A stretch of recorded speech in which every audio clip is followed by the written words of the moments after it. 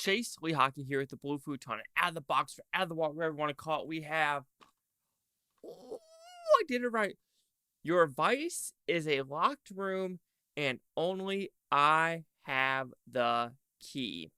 So this is loosely based off of The Black Cat, and you completely know it when watching this. Oh, something's wrong with my hair. Anyway, should you see if you have this locked room, and are you the only one with the key? Very long title. Let's find out.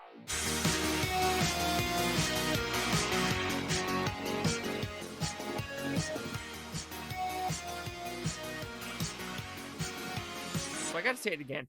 Your advice is a locked room and only I have the key. What's about? It's a very simple premise, actually. We are in Italy. Sexualized Italy. Hippie Italy. Sexualized violent Italy. Italy in the 70s where it was just grotesque. Anyway, well, it's not really. Anyway, you're in this rich mansion. People start dying. Slit throats. Gutted. Who's doing it? Is it that black cat? Is it the wife? Is it the stalker? Is it the husband?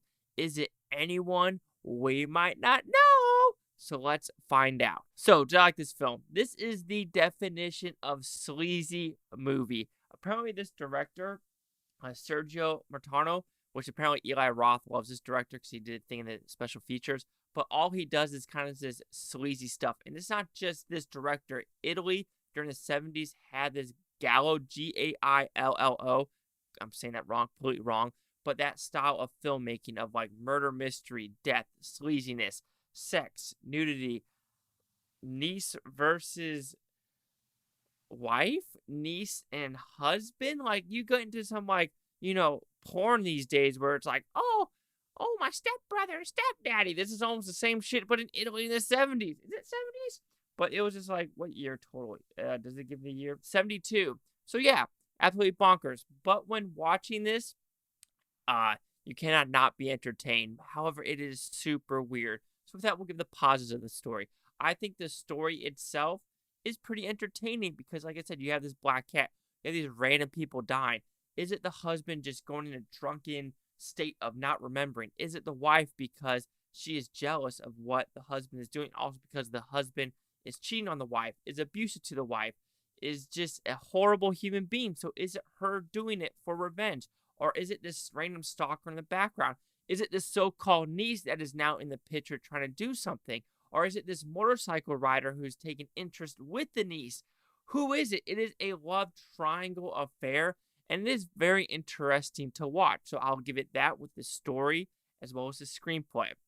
I do think the atmosphere is fun to watch. Like watching these 70 movies and doing these dirt bike races and with them having like basically no helmets or protection. It is super cool to watch what they would do in the 70s. Like, it fascinates me. And also these hippie communes of, like, random dancing naked. So, like, okay, that's a little bit interesting and odd. But you know what?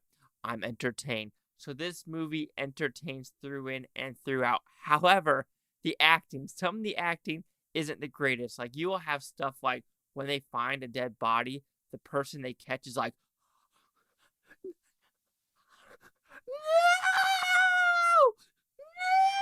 you're just like, whoa, that is some overacting to the T. Cause it's like, holy shit, that is a little over the top, if you ask me. It's kind of like Jim Carrey the Mask.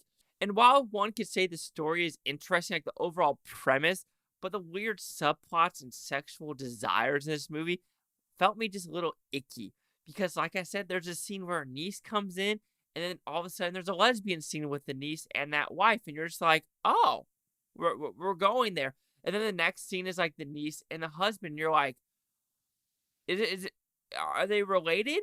But then, of course, they go in saying maybe they aren't. But still, when you watch the story and you watch who's having sex with who, you feel uncomfortable of like, what's happening? Like, this is not normal. Why are we normalizing this? This is a little bit awkward.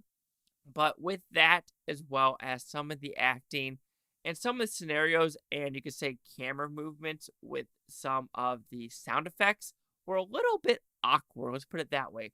And finally, you could say one of the negative is the editing. That's the only technical aspect of the movie where I'm a little bit confused with, because at the very end where they're doing this final like kill scene, they do a little like subliminal messaging, like flashes at you, like flash, flash, flash, flash, and you're just like, Why are we doing that? Because you understand it if it was somewhere else and it had something to do with a flashback to something, and that correlates with this.